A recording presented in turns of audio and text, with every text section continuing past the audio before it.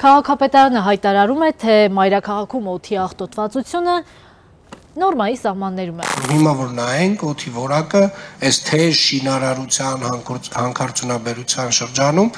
կամ գերազանց ցույց տալու կամ լավա ցույց տալու։ Որպեսզի պատկերացնենք, թե ինչքան փոշի է անցնում մեր թոքերով, ես կմիացնեմ փոշեկուլը։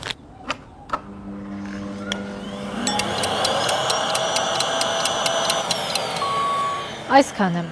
Ահա թե ինչ է լինում մեր թոքերի հետ 1 րոպեում։ Թունավոր օդ են շնչում մարդիկ մայրաքաղաքում։ Մոնիթորինգի չափումները ցույց են տալիս, որ սեպտեմբերի 10-ից 16-ը Երևանում օդի աղտոտվածությունը գերազանցել է թույլատրելի առավելագույնը։ 1 խորանարդ մետրում պետք է լինի առավելագույնը 150 միկրոգրամ փոշի, բայց Երևանում այն 3 անգամ շատ է։ Ամենափոշոտը Աչափնյակն ու Նոր Նորքն են։ Այս երկու վարչական շրջաններում փոշին մինչև 400-ից 500 միկրոգրամ է։ Ազոտի մակարդակը օդում ևս բարձր է։ 1 խորանարդ մետրում պետք է լինի առավելագույնը 40 միկրոգրամ ազոտ։ Երևանում ազոտը նորմայից բարձր է 2.7 անգամ։ Այդ փոշին, որ մանր է, մտնում է մեր թոքեր, հասնում ալվեոլներ, հիմա պատկերացրեք, այդ փոշին կամ մակերեսին է նստում, կամ անցնելով բջջի մեջ ինքը չի քայքայվում, չի լուծվում։ Եվ այդ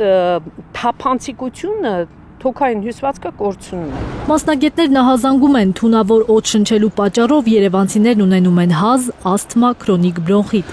Խոցելի խմբում են երեխաները, տարեցները եւ շնչառական խնդիրներ ունեցող մարդիկ։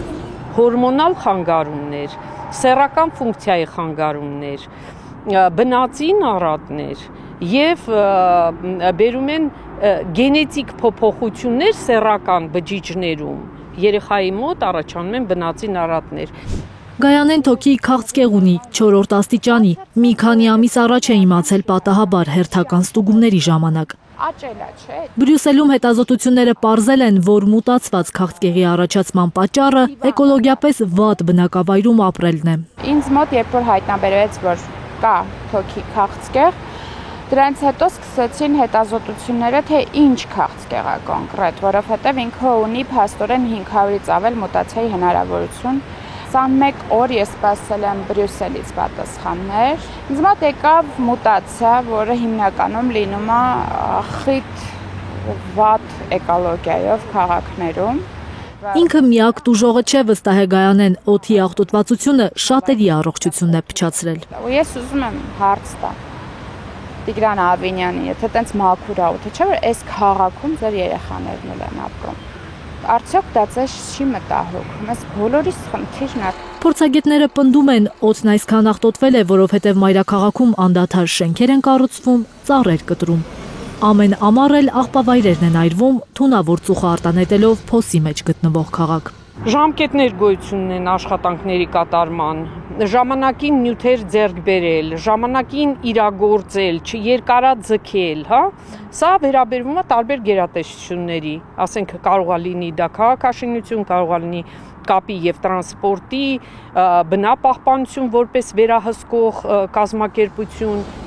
Սեփական տանը չթունավորվելու համար մասնագետները խորհուրդ են տալիս երևանցիներին փակ պահել պատուհանները, խոնավ պահել ներսի օդը։ Զարուհի Սահակյան, Միլենա Պողոսյան, Առաքել Օհանյան եւ Հարություն Մաթեւոսյան, Հայլուր։ Հայաստանում եւ աշխարհում տեղի ունեցող իրադարձությունների մասին առաջինն իմանալու համար բաժանորդագրվեք մեր ալիքին, սեղմեք զանգակը, որ բաց չթողնեք ամենահրատապը, ամենակարևորն ու հետաքրքիրը։